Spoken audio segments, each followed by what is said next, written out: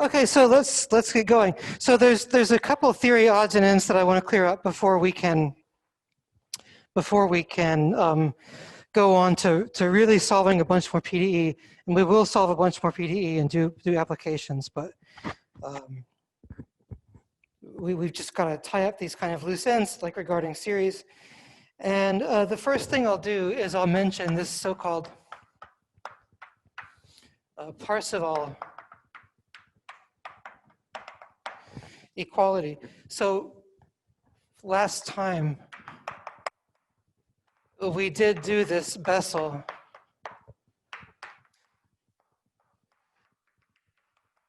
inequality, which said something like the following. So if you have a function f in L2, and if you then consider the Fourier series, so on the assumption that you've got an orthonormal system, if it's orthonormal, then Cn is given by the inner product, L2 inner product of f with Fn, where f sub n is an orthonormal system of functions. If f is only orthogonal, then you have to divide by inner product of Fn with itself. Saw that at the tail end of last time, trying to figure out the coefficients for the Fourier sine series and cosine series. So what now is written on the board, say you've got orthogonal system, coefficients have this formula, then you can do Bessel's inequality, which says that if you take the sum of all the coefficients squared, then that's like less than or equal to the L2 norm of f. And the Parseval equality says that, look, if you know that this system is complete. We spoke about that definition last time. So complete meaning if a function is orthogonal to every single element in the system, then that function must be 0. Then it's true that the L2 norm of this should be squared.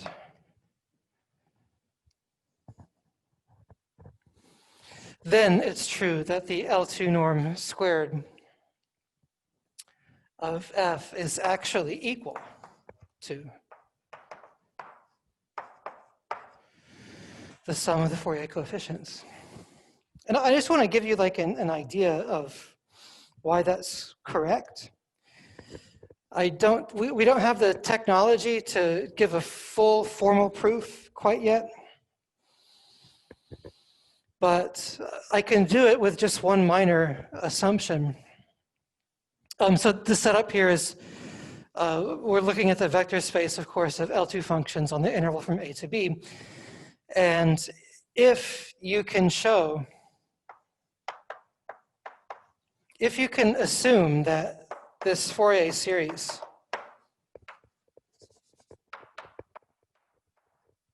converges,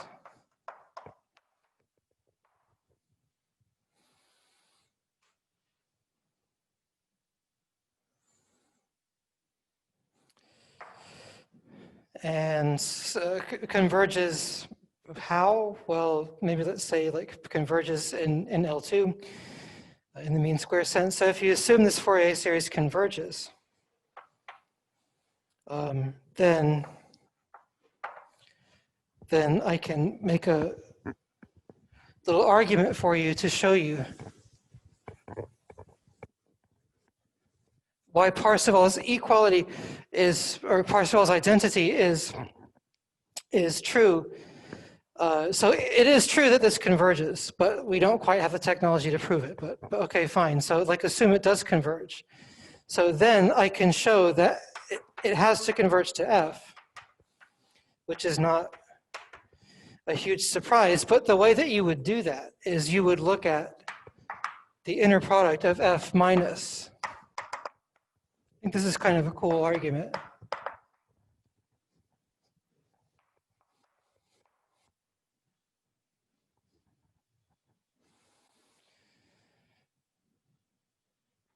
So you look at the inner product of F minus the series with one of these basis elements, and you can show that this is going to be equal to 0. So under the assumption that F sub n is orthonormal. And how can you show that? Well, you use the definition of Cn, you use orthogonality that, this dot product is just going to be Cm times 1, and then this dot product is going to be F inner product with Fm, which is just Cm.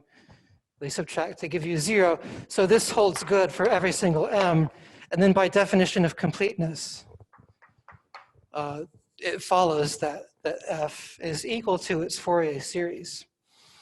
I mean, you have to know that this converges to something, and then you can kind of use completeness to show it converges to F. And then once you've got that, you can kind of go off to the races, because you can look at this, which is nothing but F inner product with itself, which is nothing but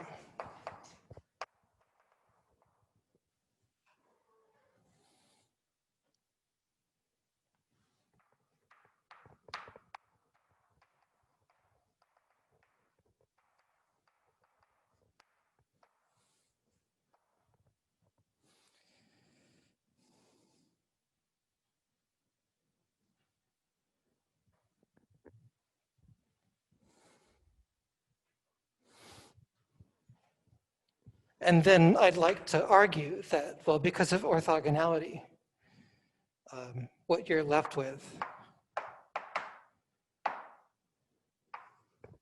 is just Cn squared.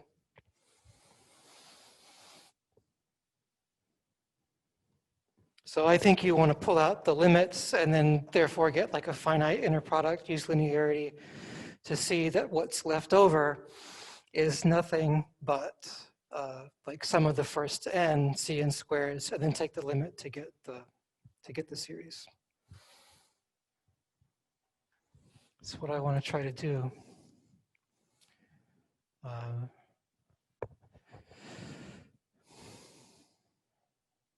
course, there's two limits there. Like, do I need to do that? Can I just do this?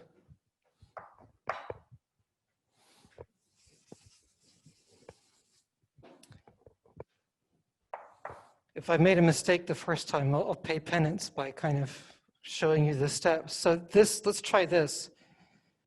Let's take limit as capital M goes to infinity of F, and then M goes from 1 to capital M, Cm, Fm. And you've got limit, so M goes to infinity of, by linearity, the sum.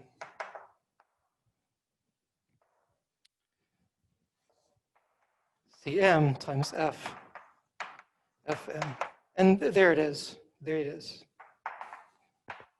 I think my other way is correct too. It's just a couple more steps.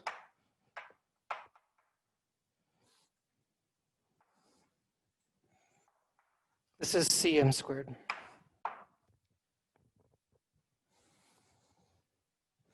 But with a different argument, if we didn't know that this equality was true, we were still able to show that this series is less than or equal to the norm squared of F.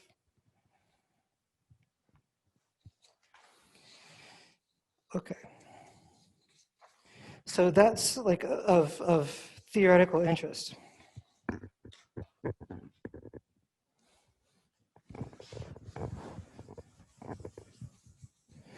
I want to get back to our question from last time. So like we we specialize now to this symmetric interval about the origin. I'll show you how to do non-symmetric interval in a moment. And then you consider, like before, this orthogonal collection of functions, cosine pi nx over L, sine pi nx over L, n going from 0 to infinity for cosine and 1 to infinity for sine. And we figured out, using the general formula for Fourier coefficients, like what's the formula for coefficient an, what's the formula for coefficient bn. Formulas I wrote last time were correct. And we therefore wrote down, you know, the Fourier series for an L2 function, and that one I'll write down. So this is a naught over 2 plus the sum, and goes from 1 to infinity of an cosine n pi x over L plus bn sine n pi x over L. So there's your Fourier series. And so what do I mean when I say that f is equal to this? So f should be an L2, a square integrable function on that symmetric interval, excuse me. And so then there's general theory that tells you that this will converge in the mean square sense.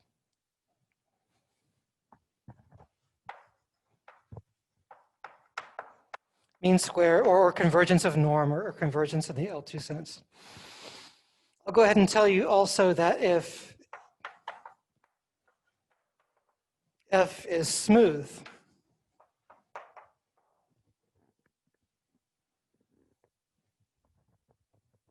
then the convergence is pointwise. You prove theorems like this in an analysis class. This is not that class. We're not going to make those proofs. We'll just sort of tell you. We've talked about what pointwise convergence means. So if f is a smooth function, smooth means that all of its derivatives of all orders exist. So it's, you know, you can differentiate it once, twice, 3 times, 4 times, so on and so forth. You can differentiate this function finitely many times, and it's and the result will be continuous. And so pointwise convergence means you substitute in x here, and both right-hand and left-hand side are equal. Of course, a smooth function on this interval will also be L2, and therefore it will be pointwise convergence and mean square convergence. Something that's kind of interesting, like one other theorem that I'll tell you is that, say you had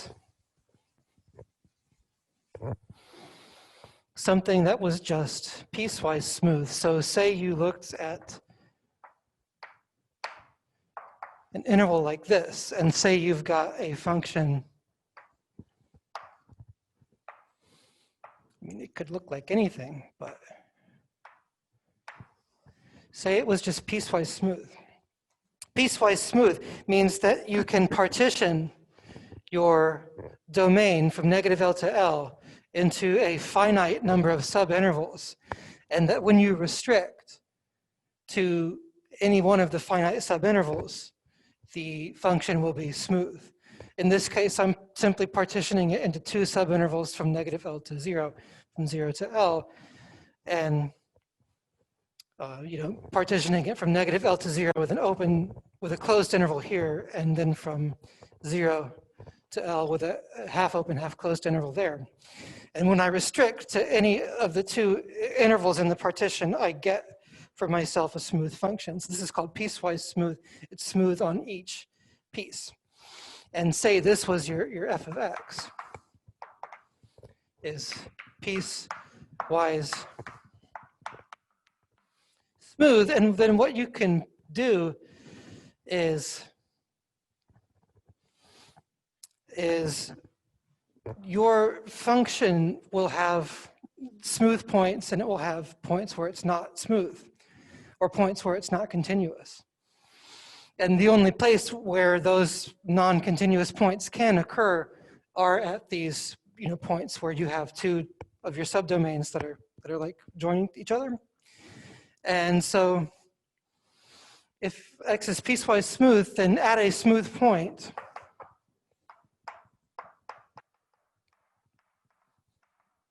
so at most of the points, except perhaps these breaks, f of x is equal to the Fourier series. In this case, f of x is going to be equal to this formula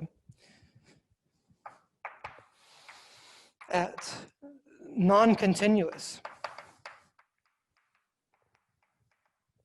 point x naught.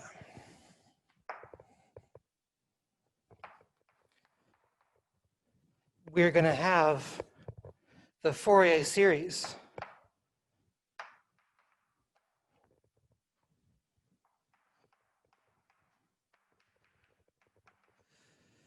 converging not to converging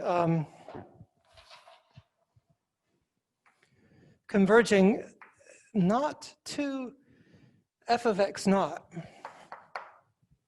but instead converging to the average of the two values. So converging to the limit as x goes to x naught from the left of x plus the limit as x goes to x naught from the right f of x over 2. And we will see examples of that later on. So it's kind of interesting. For smooth functions, this series will always converge to f, but if you have piecewise smooth function, then the series will converge to f whenever you're smooth, and it will converge to the average value of your endpoint limits on those discontinuous points. Again, telling the story of why that's true is for a different class, but we will use the result. Okay.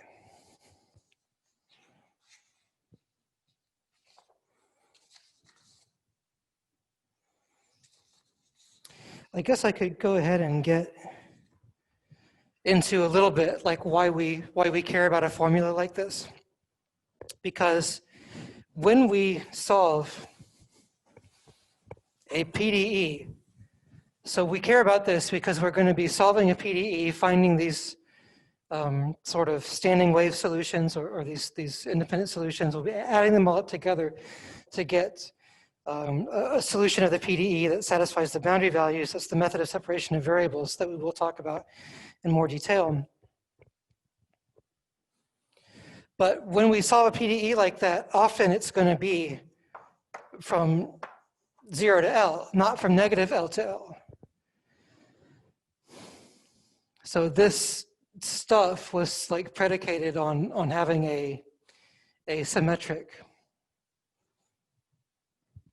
interval.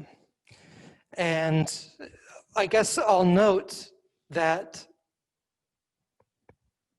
say it's true that you arrive at something like this, like you've got smooth function f on this symmetric interval. Actually, this function is 2L periodic, isn't it? So this is actually a function on the entire real line. Just because cosine pi n xl and sine pi n xl and the constant function are all 2L periodic. And so this Fourier series, this is defined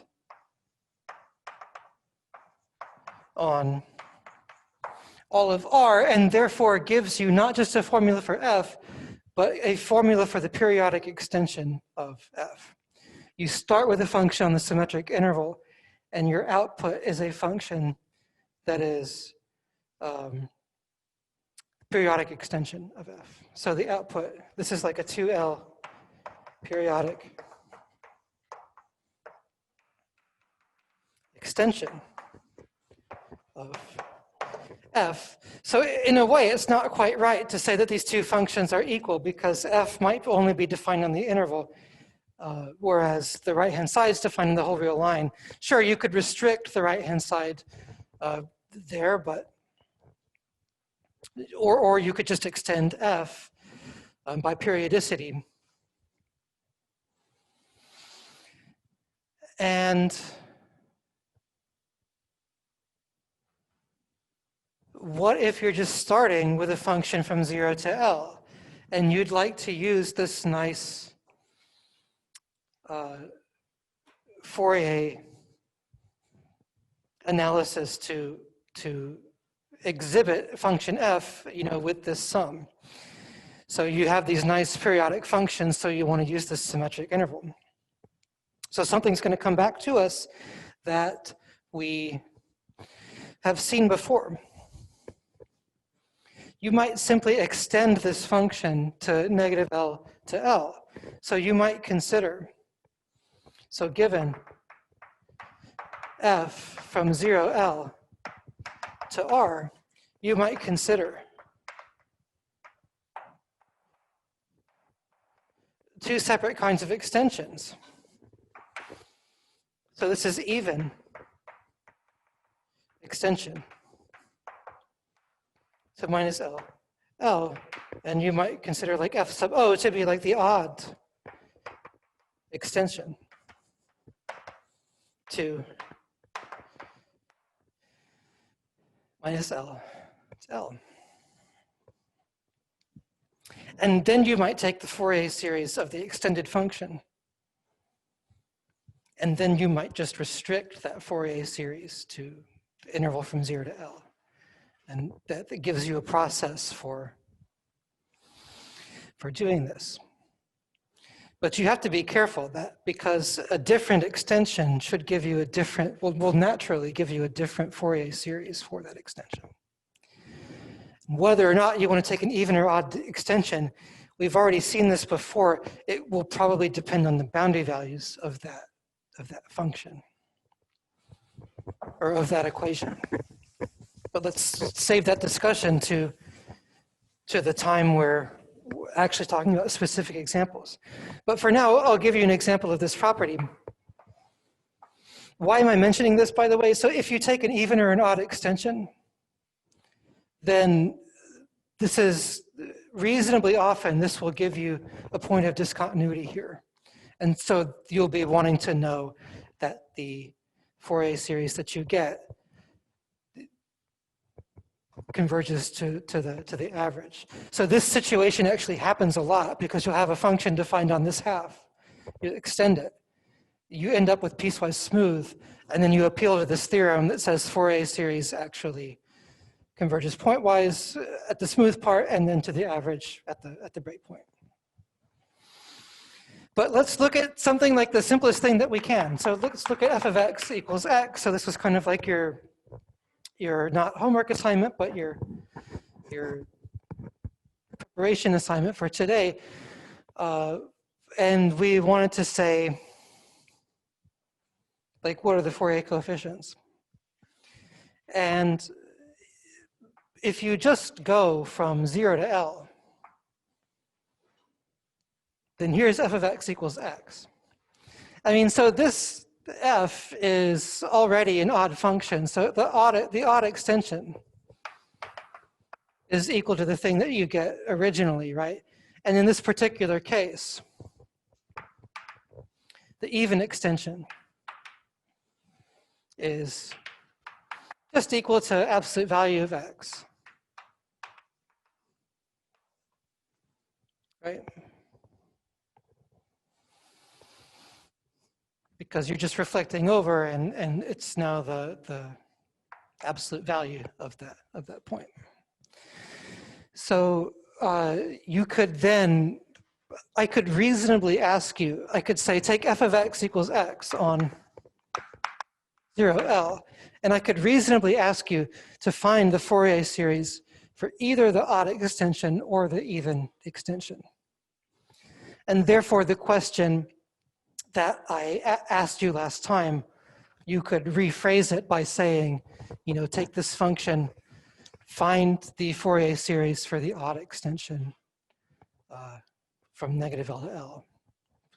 Just find f of x equals x. And I think that I will not go through all the calculations in front of you on the camera, but I did do the calculations so you can compare what you did to what I did.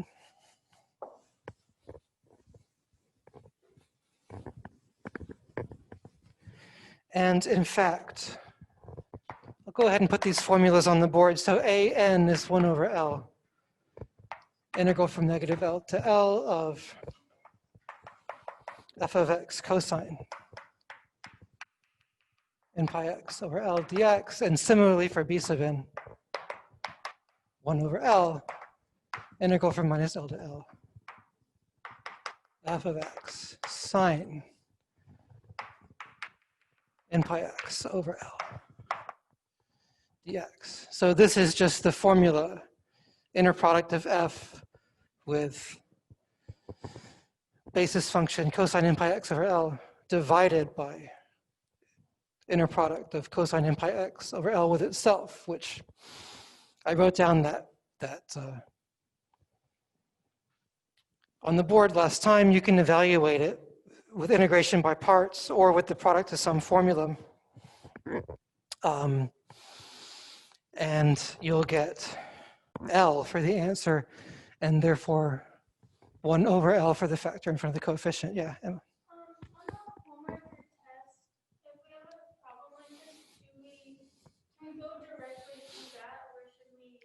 Oh, definitely go directly to this formula. Yeah. That's just memorized.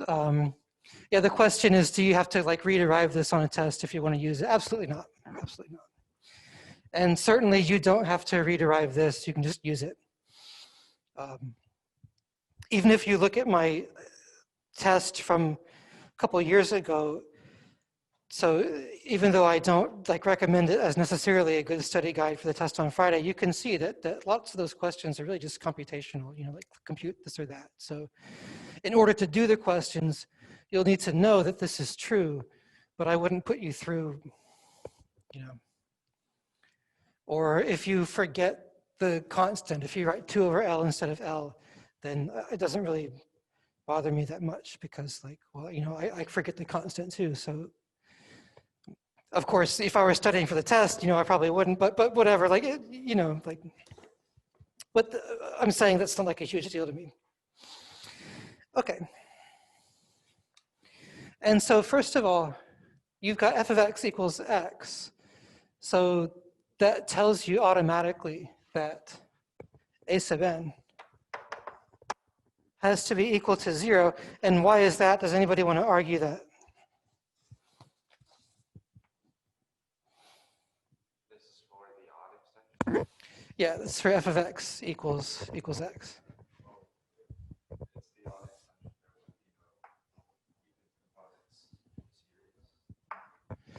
Yeah, that's right. So I'm hearing from the class that since you're taking the odd extension, this function is therefore an odd function times an even function. So the integrand is odd. Integrate an odd function over a symmetric interval. You get 0 without even doing any work. So that's nice. So this term is 0. That part of the series is 0. We're only left with calculating b sub n. Yeah, so since this is an odd function, it's x times cosine in pi x over L, that's odd function times even function, which is itself an odd function. You sort of check the definition there. You put in a minus sign, it vanishes here, it stays there. The product of odd function and even function will be odd. And from calculus 2, if you integrate an odd function over a symmetric interval, the answer is always 0.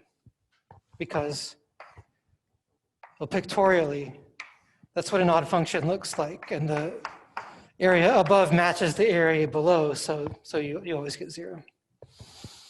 So all of your coefficients,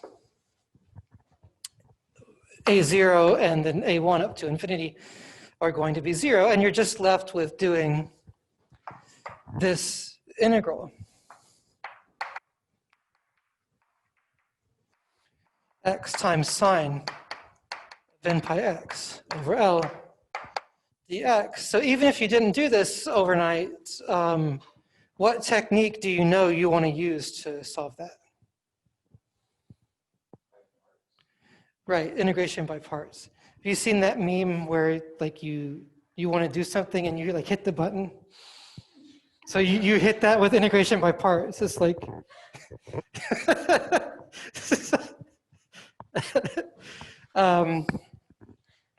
so I did that and I ended up getting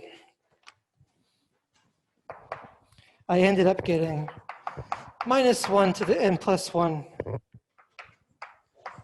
times 2L over n times pi. And when you do the integration by parts, remember that you'll get a boundary term and then you'll get something that looks like integral of constant times cosine function.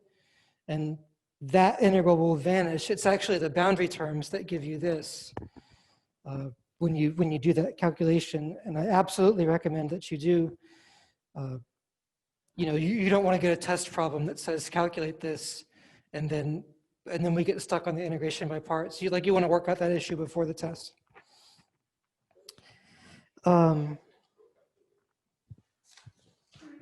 Your question?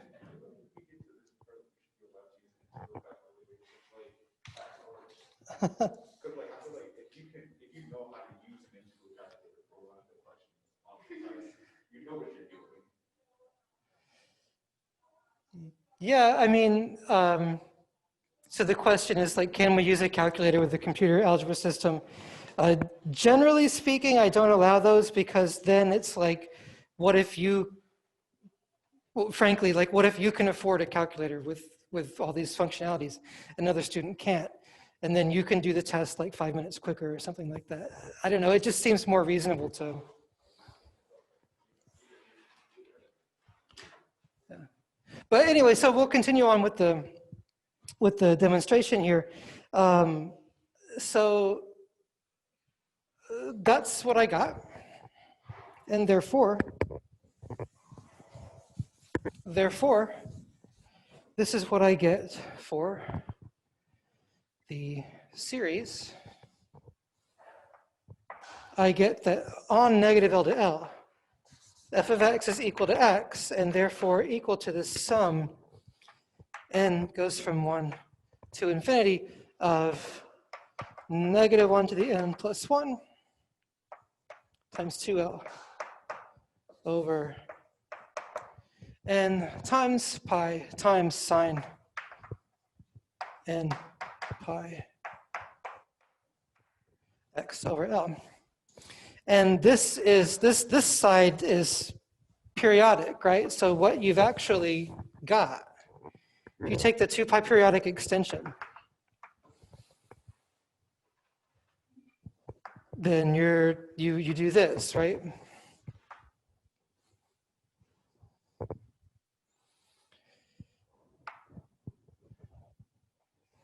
I haven't drawn them like super well, but if you take the 2L extension of f of x equals x on this interval from negative L to L, then it's this function that this series represents. But when you restrict it to that interval, you'll get pointwise convergence. And at the points that are multiples of L, then you'll get convergence to 0, I guess. So there is that little caveat that you have to be careful about the endpoints. But you can do things with this now. There are classic things that you can do with this. And so I want to sort of take L equals 1. I want to take x equals 1/2. Equal to L, then we get sine n pi, which is always 0, so that works out for us, right? Yeah, because it's convergent to the average of these values, which is 0. Yeah, that's right. let's specialize to this situation. And so then I'm getting 1/2 equals, I mean, actually plugging in a number, right? And I'm in here, so I'm actually going to pointwise converge. So I get -1 to the n plus 1, 2 times 1 over n pi. And then sine of n times pi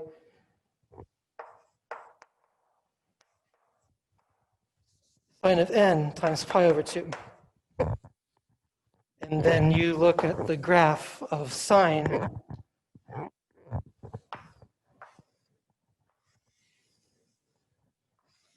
So here's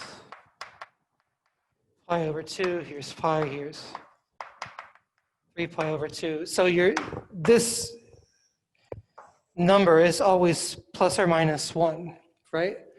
And we're going from multiple of pi over 2, so it's plus or minus 1.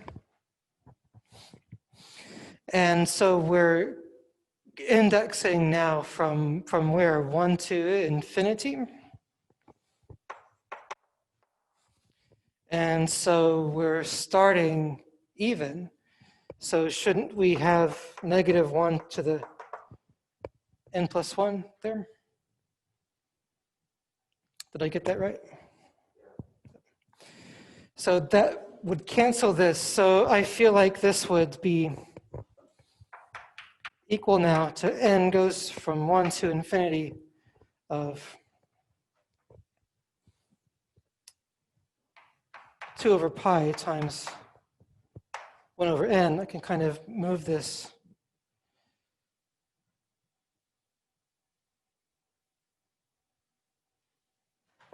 I feel like I should get some oscillation there. Do they always cancel?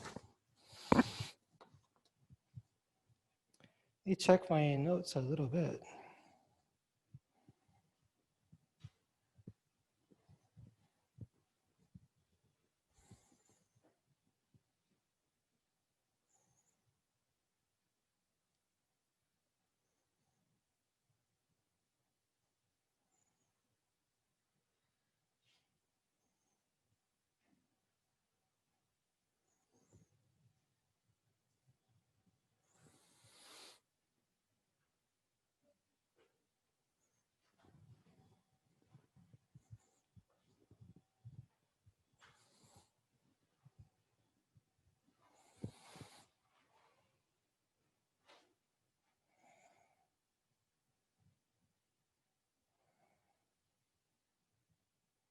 Oh, I'm being silly. Okay, yeah. Right. Does anybody see my mistake? Well, they totally do, but this was supposed to be, where is it? Multiples of pi over 2. So these are also multiples of pi over 2. It doesn't go from 1 to -1. It goes 1, 0, -1, and then back to 0, then back to plus 1.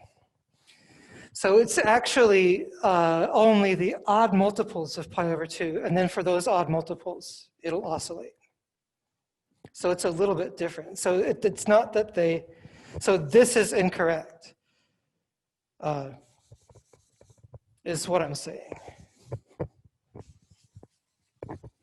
So let me write down what is correct. See, that's why it's good to work this stuff out in advance. So what I get is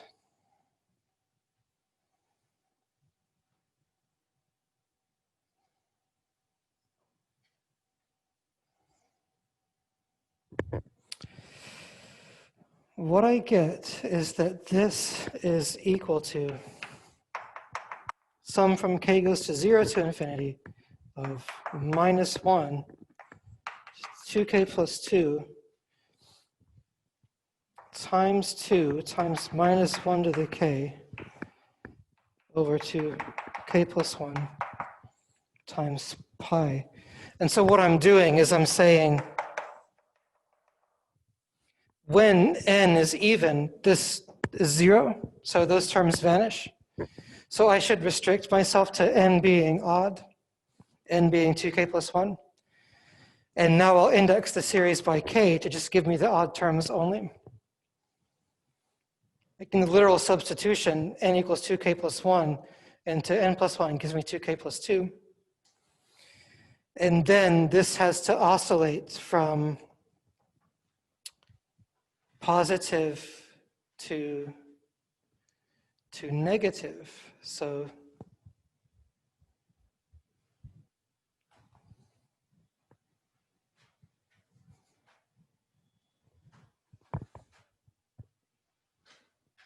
and so it does, because when k is equal to 0, that's your first odd term.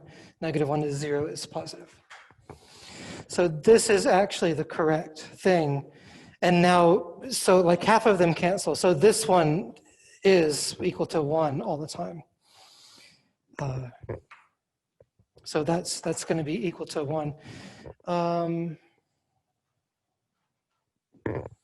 What else? I want to now multiply both sides by pi and multiply both sides by 2 to give me that pi is equal to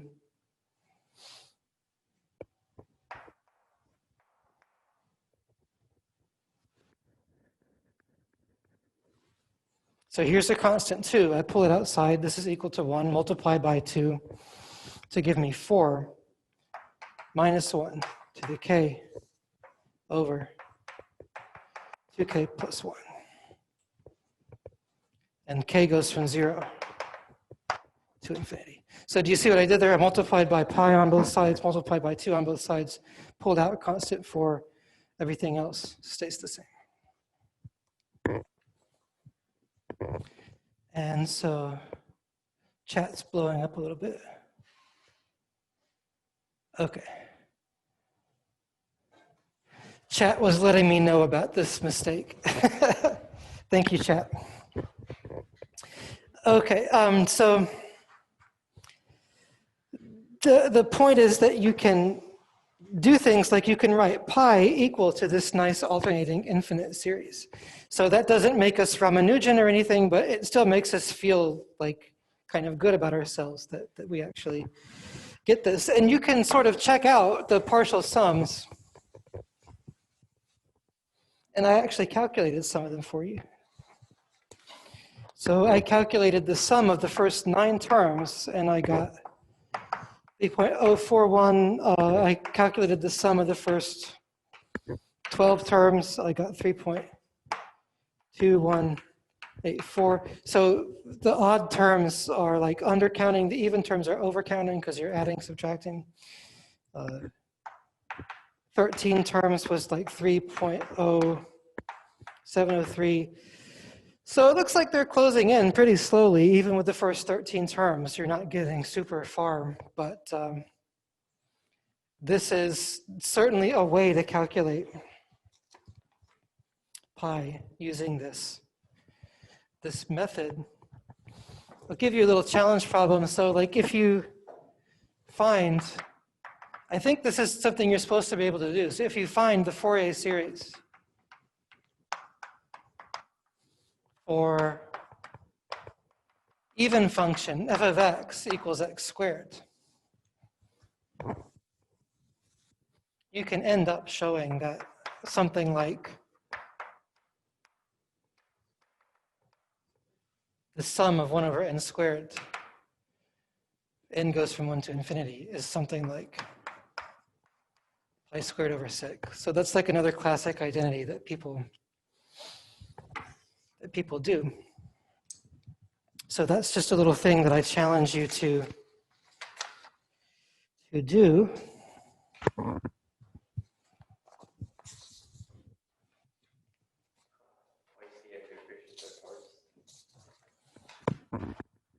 can do it.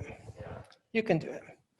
That's why you do all those integration by parts question in Calc 2, because now you can go back and Fourier series and get these nice get these nice coefficients. It's a nice exercise. And so, yeah, I think I'll just sort of leave it at that. And then on Wednesday, we can actually talk about solving boundary value problems that are more general than just that simple heat equation. We'll talk about the general idea of solving these Sturm-Liouville equations with Fourier series, with using all of our knowledge from the class. So thank you, everybody. It's very nice to see you. Have a great day.